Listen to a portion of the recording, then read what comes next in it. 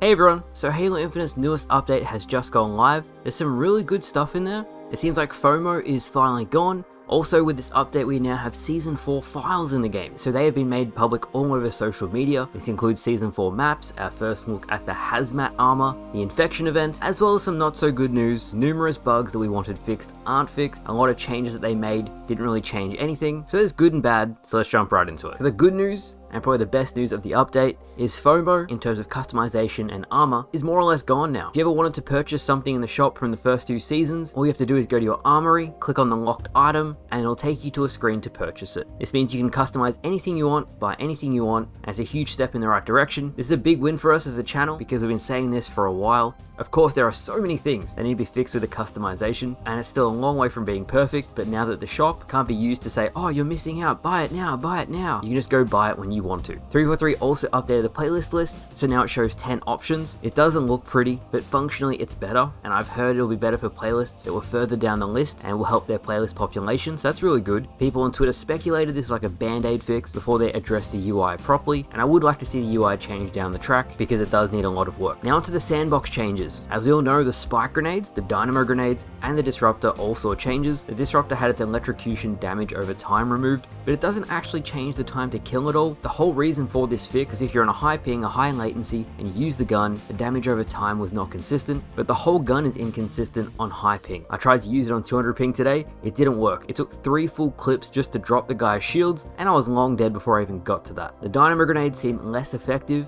even though the damage is supposed to be increased, but the radius of effect has been decreased. I threw it straight at an enemy and it wasn't as effective. And also the spike grenades now. The spike grenades are now like the Halo 3 version. You have to throw it perpendicular to where someone is, example on screen now. But if you throw it like a normal plasma grenade, it does virtually 0 damage. So I wouldn't even bother throwing them on the ground like normal. They also do absolutely no damage to vehicles, so I wouldn't even bother using them on them either. Another issue I've noticed with the update is King of the Hill. They said as soon as you enter the hill, it should instantly start giving you points. It still takes time like it did before, so the update didn't go live. 343 commented on that. Instead of going live with the next update, the previously on Halo Infinite bug that was supposed to be also fixed is still happening. It's nowhere near as consistent, but it is still happening. I think I saw on Twitter that the reset settings bug was slated to be in this update as well, but they just ran out of time and couldn't get it in, but it'll be fixed for Season 4. Overall, in terms of stability, apparently there was some fixes for crashing and networking. However, it actually seems worse for me. In ranked, I kept getting lots of 4 versus 3s, which meant players were failing to load in. I saw a lot of people crashing. So as you can see, it's a very mixed bag. There's some really good changes with the customization and the FOMO being gone, and the playlist list is fantastic. On a technical side of things, there's a lot of bugs, and a lot of the sandbox changes really didn't do anything. So there's some good and there's some bad. With all of that said, I saved the best for last. With this update, a lot of Season 4 files have made their way into the public version of Halo Infinite, so we can finally share and talk about them a little bit. We've got our first look at the hazmat armor core, and it really does look like a hazmat suit. A bright yellow design, which of course you can customize the color, but even on it you can see it has a breathing apparatus, probably designed for flood spores, so you wouldn't inhale them if you're in a flood environment. We also got our first look at the infection event, and as you can see, the infected Spartans are on screen. And last but not least, the Season 4 maps that we can expect are Forest and Scar. Both of these images are in the API and can be accessed. Forest looks like Delta Halo vibes, it looks beautiful. And Scar looks like a lava banished facility. Scar will be BTB, Forest will be 4v4. So overall, it was a great update today, but on the technical side of things, I think there needs to be more work done. 343 will start promoting Season 4 very soon, because we're just over a month away now. Tomorrow I'll be covering the Halo Infinite progression system. Apparently there is 270 ranks, so you're not going to want to miss it. But for now, thank you guys for watching, I hope you all enjoyed, and I'll see you guys